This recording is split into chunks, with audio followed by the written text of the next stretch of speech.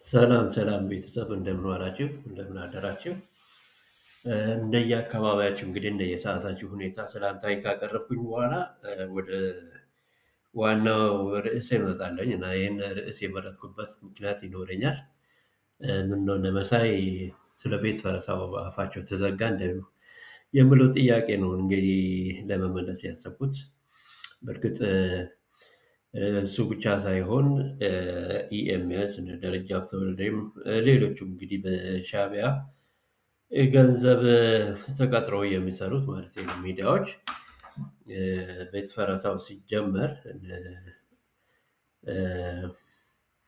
ምናለሽ ነው ምናለሽ ምናምን አንዷ ከእነሱ ጋር የምትሰራው ምናለሽ ገበያ እንትን መርካቶ እሱም እየፈረሰባት ነው እንግዲህ እና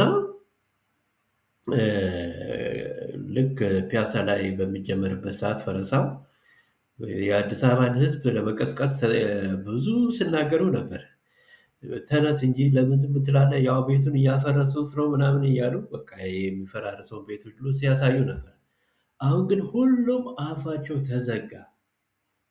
ምንም ስለ ቤት ፈረሳው ማንም የሚናገር የለም። በቃ ምን ነው አፋቸው የተዘጋ? ለምንድን ነው ዝም ያሉት? ሰሚ አጥተው ነው? መልሱ አዎን ነው። በአሁኑ ሰዓት ተናግረው ሰሚ ስላጡ ተስፋ ቆርጠው ነው የተዉት። የቤት ፈረሳውን የአዲስ አበባ ሕዝብ እንዳለ ነው የተቀበለው።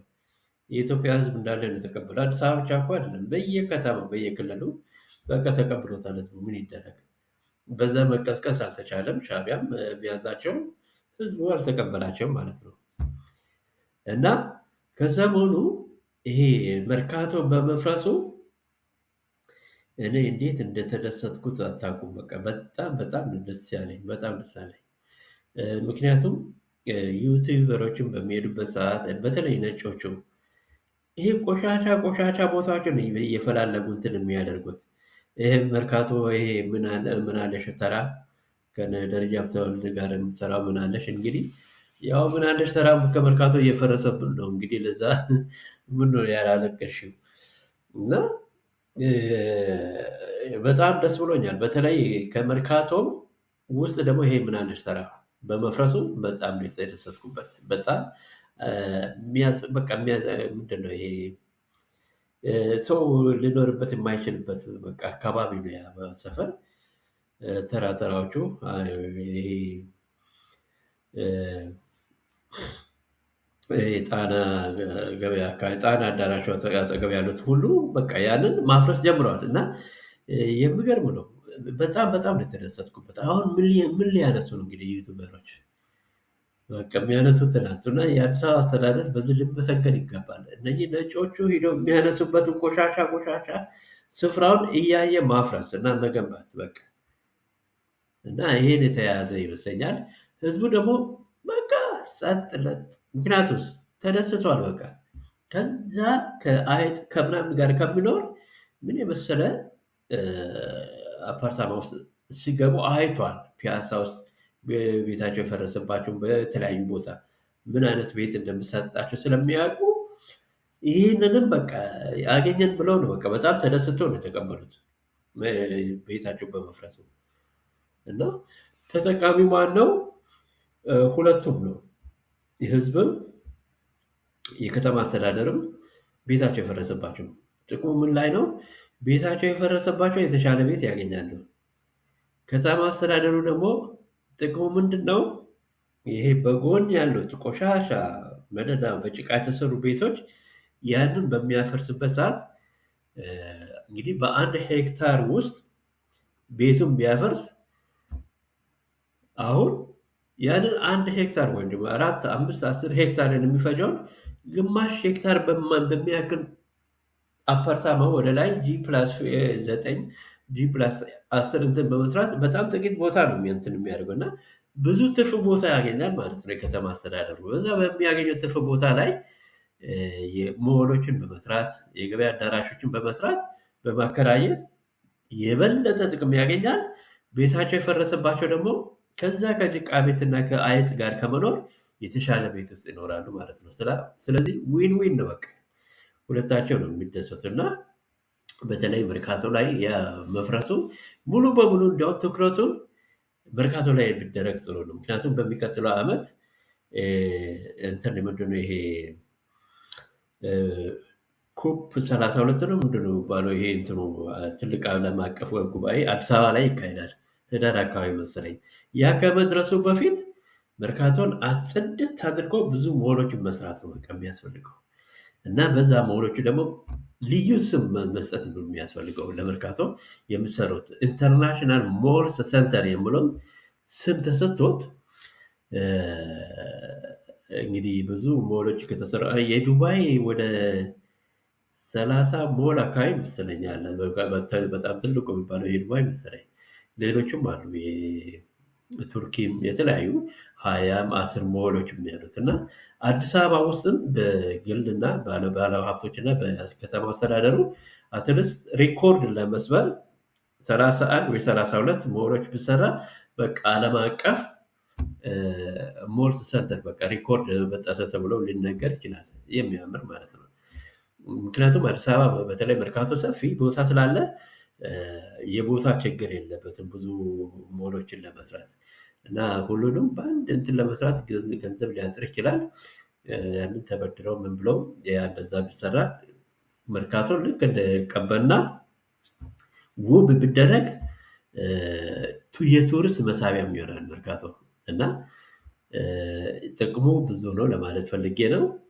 እ፣ እነ ደረጃ ሀብተወልድ እነ ምናለሽ ቀጸላ ነው ማነው የምትባለው እነ መሳይ እንግዲህ ትተዋል፣ አፋቸውን ዘግተዋል አፍረው። እኔ በጣም እኮ እኔ አንድ ምክር ልመክራቸው የሚፈልገው እነኚህ የሚዋሹ ሚዲያዎችን ባትሰሟቸው ጥሩ ነው። ምክንያቱም ከእድሜያችሁ ላይ 2 ሰዓት ቀነሳችሁ ማለት እኮ ነው። ውሸት ለመስማት ማለት ከእድሜያችሁ ውሸት የእነሱን ውሸት 2 ሰዓት ብሰሙ ከእድሜያችሁ ላይ 2 ሰዓት እንደቀነሳችሁ አድርጋችሁ ገምቱ፣ ውሰዱት። በዚች በ2 ሰዓት አትሊስት ወይ ቤታችሁን ብታጸዱ ወይ ምንድነው ይሄ ምግብ ብትሰሩበት ወይ ደግሞ ጠቃሚ የሆኑ ደህና ደህና ዩቱበሮች አሉ ቁም ነገር ለመማር እንትን የሚያስተምሩት ማለት ነው። ኢንፎርሜሽን ትክክለኛ የሚሰጡት እና እና ልጠቁማችሁ ይችላለኝ። አሁን ለምሳሌ እንደ ኤርሚያስ ያሉት ብታዳምጡ ቁም ነገር ልታገኙበት ትችላላችሁ ብዬ እገምታለሁ። ኢንፎርሜሽኑ ትክክል ነው። ትክክለኛነቱ በምንድን ነው የሚታወቀው? የምናገረው ነገር ሲሆን ይታያል ማለት ነው። ኢንፎርሜሽን አለ ማለት ነው ተጨባጭ። እነኚህ ውሸታሞች ግን የሚናገሩት ነገር ሲሆን አይታይም። አሁን ለምሳሌ መሳይ ባለፈው ጊዜ የምክክር ኮሚሽኑን ፕሮፌሰር ኮበለሉ ብሎ ስናገር ነበር እና ቅዳሜ ዕለት ማነው ቅዳሜ ምስራ ቅዳሜ ተገኝቶ አልኮበለልኩም አሉ እና ይሄ እኔ በጣም ከሰውነት ውጭ ወጥተዋል ማለት እኮ ነው እነኚህ ሰዎች። ይሄ በጣም የሚያሳፍር ነው። ሌላ ጊዜ ወጥቶ ለመናገር እንዴት እንደሚያስችላቸው እኔ ግራ ይገባኛል። መጥቶ እንደገና ሌላ ውሸት ነው የሚያወሩት። በጣም ሌላ ውሸት። አዲስ አበባ ውስጥ አፈና ጀምሯል ብሎ ውሸት ጀምሯል አሁን ደግሞ እና እኔ እውነትን ነው የምናገረው። እ፣ አንድ ደቂቃ አትሞላም የእነሱን ለመስማት ቶሎ እቀይራለሁ። ምክንያቱም ውሸት ምን ያደርግልኛል? ለእኔ አይጠቅመኝም። ኢንፎርሜሽን አለ ውሸት። ስለዚህ አታዳምጧቸው በቃ የውሸት ነገር ግን እ፣ እነ ኤርሚያስ ወይ ደግሞ እነ አቤቶ ብቻ እነደሱ እነሱ ቢከታተሉ ቢያዳምጣቸው እኔ ጥሩ ይመስለኛል። ምክንያቱም ውሸታቸውን ለማጋለጥ ነው እነሱ የሚሰሩት። በቃ ጊዜያቸውን በዛ እንትን ብለዋል ማለት ነው። ሌላው ተራ ሰው ግን ለምንድን ነው ውሸት የሚያዳምጠው? አትሊስት ብተው ይሻላል በቃ። እና በእርግጥ ከመንግስት አንዳንዴ እ፣ እውነትን ብናገሩ ከመንግስትም ደጋፊዎች አካባቢ አንዳንድ የማያቸው እንትኖች አሉ። እ፣ ደስ የማይል ነገር የምናገሩት አሉ።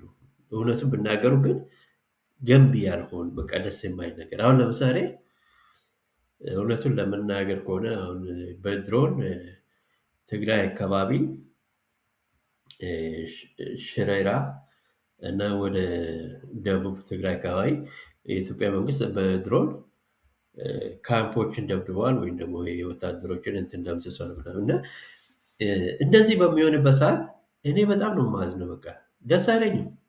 በጣም በቃ አላለም እንባ ነው የምተናነቀኝ አንዳንዴ። ምክንያቱም ለምን መሰላችሁ? እነኚህ የሞቱት ልጆች ወጣቶች ፈልጎ አይደለም ታፍሰው የመጡ ናቸው። በቃ ምንም ማድረግ አይችሉም። በቃ ከእናታቸው እንትን እየጎተቱ ከትምህርት ቤት ከእንትን እያመጧቸው አፍሶ እዛ ካምፕ ያስቀምጧቸዋል። እንደዚህ አይነቶቹ ናቸው የሚሞቱት እንጂ መሪዎቻቸው የላኳቸው አይደለም እያለቁ ያሉት። እና ለዚህ ጸሎት ያስፈልጋል። በቃ መደሰት አያስፈልግም። አንዳንድ የመንግስት ደጋፊ እንትን አሉ እንደዛ ደስ ብሏቸው ብሬኪንግ ኒውስ ምናምን ብሎ እንትን የምናይ ነገር ግን በጣም ነው ማለት ነው። እንኳንስ እነኚህ ድሃዎቹን ታፍሶ የመጡት ይቅርና እነ ቲፒኤልኤፍ መሪው ያሉትን ማንጆሪኖ ነው ማነው ስማ እና ሊቀመንበሩ ፕሬዚደንቱ ማነው ስማ እነሱ ራሳቸው ኢሳያስ ራሱ እኔ ቢሞት አዝናለሁ። የማዝነው ለምን መሰላቸው? እነኚህ የቲፒኤልኤፍ መሪ የሻዕቢያ መሪዎችን ቢሆኑ ይሄንን ክፋት የሚያደርጉት እነሱ አይደሉም። ይሄንን የሚሰሩት ይሄን የሚሰራው ማነው ብትሉኝ በውስጣቸው ያለው እርኩስ መንፈስ ነው። ጠላት ዲያብሎስ፣ ሰይጣን፣ አጋንንት ነው አእምሯቸውን እንትን የተቆጣጠረው እና ያ ጠላት የሆነ ዲያብሎስን ከጥልቁ ባህር እንዲገባ መገሰጽ፣ እግዚአብሔር ደግሞ እነኚህ ሰዎችን መሪዎቹን የራሱን ሰላማዊ መንፈስ ቅዱስን አስገብቶባቸው ለሰዎች መልካም ነገር እንዲያስቡ እንዲያደርግ መጸለይ መለመን ነው እንጂ ሁሉም የእግዚአብሔር ፍጡራን ናቸው። እግዚአብሔር ራሱ እነኚህን ሰዎችን የራሳቸውን ልጅ እንዲያደርጉ ነው የኔ ጸሎቴ። እንዲለወጡ በቃ ቀፎ በቃ እንትን ናቸው። ወይ የሰይጣን መንፈስ ነው የሚገባባቸው ወይ የእግዚአብሔር መንፈስ ነው እና ይሄ የመንፈሳዊ ውጊያ ነው። ለዚህ ነው በቃ ኢሳያስን ቢሆንም አዝናለሁ ያልኩት። ሰዎቹ ሳይሆን በውስጣቸው ያለው መንፈስ ነው ይሄንን የሚያደርገው እና ያንን መንፈስ ለመምታት መጸለይ፣ እግዚአብሔርን መለመን ነው እንጂ ከሰዎች ሞት ምንም የሚገኝ ነገር የለም። እያየን አሁን ወደ ጥልቁ ባህር ሲገቡ እሳት እንትን ውስጥ ከሞቱ በኋላ እንደዛ ምን ያስደስታል?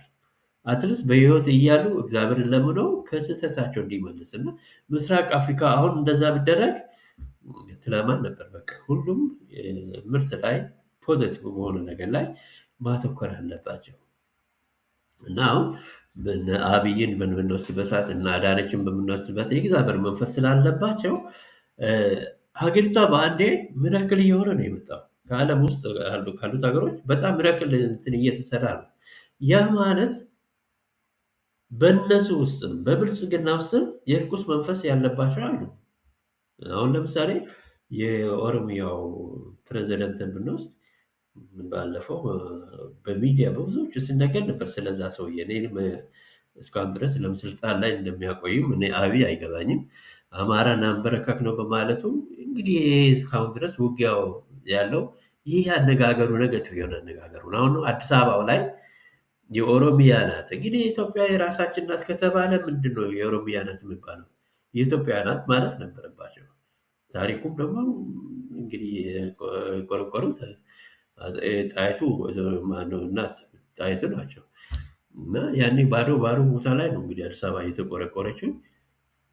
እንዲሁ ካንማ ታሪክ ካንዛዛንማ ሌላ ነገር እኮ ይመጣ ይሆናል። የተቃዋሚ ጥሩ አይደለም። አሁን ለምሳሌ ኦሮሚያን የሚባል ነገር በ16ኛው በ15ኛው ክፍለ ዘመን አልነበረም። በሶማሌ በኩል የመጣ ነው። ግራኝ ማመር ነው ሌሎቹን ብሔር ብሔረሰቦችን አስወግዶ ኦሮሞችን አስቀምጦ እንጂ በዛ አካባቢ ኦሮሞ የሚባል የለም የሚል በውስጥ አዋቂነት እንደዛ አይነት ነገር የሚያድርበት ሰው ሊኖር ይችላል። የሌላው ብሔረሰብ እና ይሄ ወዴት ያመራል? ወደ መተላለቅ። ይሄ ሰይጣን ስራ ነው። የእኔ ብቻ ነው ማለት። ስለዚህ አዲስ አበባ በተቻለ መጠን የሁሉም ናት። በቃ የሁሉም ብሔር ብሔረሰብ ናት። በቃ የኔ የምለውን ማስወገድ ከአእምሯቸው ውስጥ ማስወጣት። ይህንን የሚያስቡትን ደግሞ ቦታቸው ማስለቀቅ ነው። አሁን አብይ እነኝን እንደዚህ የሚያስቡትን ቦታቸው ማስቀየር ነው። ምክንያቱም ከብልጽግና ጋር አብሮ የሚሄድ አለም ፊሎሶፊያቸው የኦኤልኤፍ ፊሎሶፊ ነው ይሄ እንጂ የብልጽግና ፊሎሶፊ አይደለም። የመደመር ፊሎሶፊ አይደለም። የአንድነት ፊሎሶፊ አይደለም። የኢትዮጵያዊነት ፊሎሶፊ አይደለም። ይሄ የመገነጣጠል ህዝብን የማጨራረስ ፊሎሶፊ ነው የነ ኦኤልኤፍ። እንገነጠላለን የሚሉት ፊሎሶፊ ነው። እና እነ ሽመልስ አብዲሳ ወይ አንደኛው ከነ ኦኤልኤፍ ጋር መሆን አለባቸው፣ ወይ ደግሞ ኢትዮጵያዊ መሆን አለባቸው። የጋራ በጋራ ማሰብ አለባቸው። እና ይሄን ለማለት ፈልጌ ነው። እንግዲህ አስቡ፣ በአንድነት ኢትዮጵያዊንን ካል የኢትዮጵያዊነት መንፈስ መናገር አለብን ማለት ነው። የጋራ የሆነ ነገር እና አሁንም እስካሁን ድረስ የተወሰነ ነገር የለም። ስለ አዲስ አበባ የተባለው ነገር የለም። የምክክር ኮሚሽኑ ህዝብን በሚጠቅም መልኩ ምናምን አለ። ኦኬ፣ ያ ከሆነ ደግሞ መሆን ያለበት ምንድን ነው? ስለ አዲስ አበባ ጉዳይ ለምክር ቤቱ በሚቀርብበት ሰዓት አትሊስ መጀመሪያ የምክክር ኮሚሽኑ ምናልባት ተወያይቶበት ሊሆን ይችላል፣ ወይ ካላደረጉም ስህተት ነው። ማወያየት በሪፍረንደም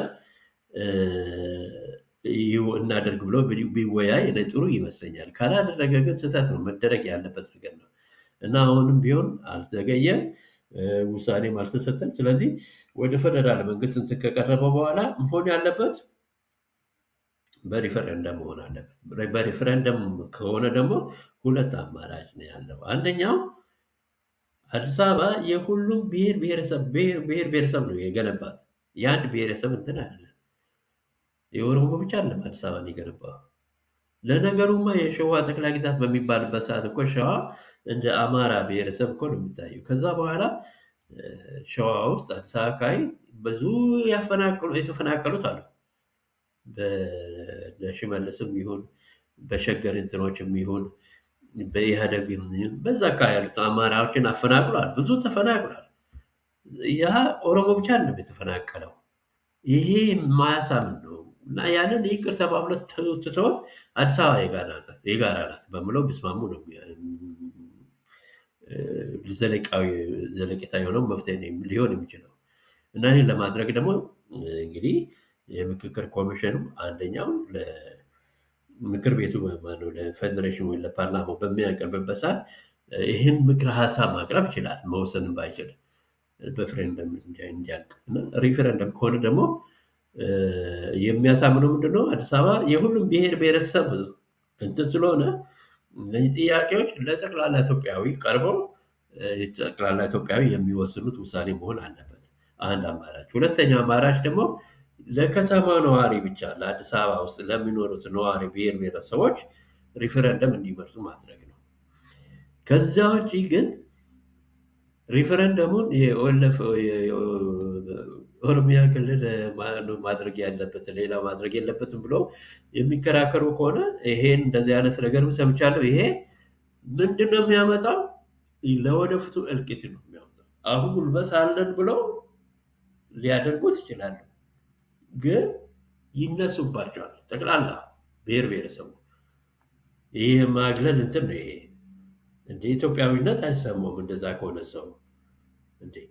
አሁን ድሮ ጠቅላላ ብሔር ብሔረሰብ በየክልሉ ያሉት አዲስ አበባ የእኛ ናት ብሎ ነው የሚያስቡት። እና አዲስ አበባ ውስጥ ኮሪደር ተሰራ፣ እንደዚህ አይነት ተደረገ፣ እንደዚህ ተደረገ ሲባል የአዲስ አበባ ነዋሪ ብቻ አይደለም የሚደሰተው፣ ጠቅላላ ብሔር ብሔረሰቡ ነው የሚደሰተው። ምክንያቱም የራሳችን ዋና ከተማ አድርጎ ነው የሚያዩት አዲስ አበባ እንጂ አዲስ አበባን የአዲስ አበባ ነዋሪ ከተማ አድርጎ የሚያይ ሰው የለም፣ እንደ ሌላው ክልል ማለት ነው። አሁን ለምሳሌ ሐዋሳ ላይ አንድ ነገር ብሰራ ወይ ድሬዳዋ ወይ ደግሞ ሌላ ባህር ዳር ወይ ሌላ ቦታ አንድ ነገር ብሰራ ፊሊንጉ አንድ አይደለም እንደ አዲስ አበባ። ማንም ዜናውን ምናልባትም አይ ጥሩ ነው ብሎ ያልፋል እንጂ እንደ አዲስ አበባ የተሰራ ሲባል ሙሉ በሙሉ በቃ ደስ ብሎት የራሴ ነው ብሎ የሚቀበል እንትን የለም። አሁን በደርግ ጊዜ በኃይለሥላሴ ጊዜ ደሴም ባህር ዳርም የሆነ ቦታ ላይ የሆነ ነገር ስሰራ ህዝቡ እንደራሱ አድርጎ ነው የሚያየው። ግን አሁን በብሔረሰብ ስለተከፋፈለ ያ ፊሊንጉ የለም። ፊሊንግ ያለው አሁን በአብዛኛው አዲስ አበባ ላይ ነው። በቃ ሁሉንም ያቀፈ በመሆኑ የሁሉም በቃ የራሴ ነው ብሎ የሚያየው አዲስ አበባ ብቻ ነው። ያንን ኦሮሞ ለብቻ ከወሰደ ሌላው ይነሳበታል። ስንት ወጪ አውጥቶበታል። እና ይህንን ሪፈረንደም ከተደረገ አንደኛ አማራጭ የጠቅላላ ኢትዮጵያዊ ክልሎች ሁሉም ህዝቡ ሪፈረንደም ማድረግ አለባቸው። ካልሆነ ግን ሁለተኛው አማራጭ እና ጥሩ የሚሆነው ወጪ ብዙም የሌለበት የአዲስ አበባ ነዋሪ ያንን ሬፈረንደም ቢያደርግ አማራጩ ጥሩ ነው ብዬ ገምታለኝ። እንግዲህ ለዛሬው ያዘጋጁት ፕሮግራም ይህን ይመስላል ማለት ነው። ከነ መሳይ ጀምሬ ነው የቤቱን ፈረሳ ምንድነው አፋቸውን ያዘጋው ከምን አንጻር እና ከዛ እሱ ወደ መርካቶ አሁን ደግሞ ወደ ምርጫው አካባቢ ምንድነው የምክክር ኮሚሽኑ ሪፍረንደም አማራጭ መፍትሄ ነው ከምል እንትን ነው ሀሳቤን ያቀረብኩት። ላይክ ሼር እና ሰብስክራይብ አድርጉ። አመሰግናችኋለሁ ሁላችሁንም።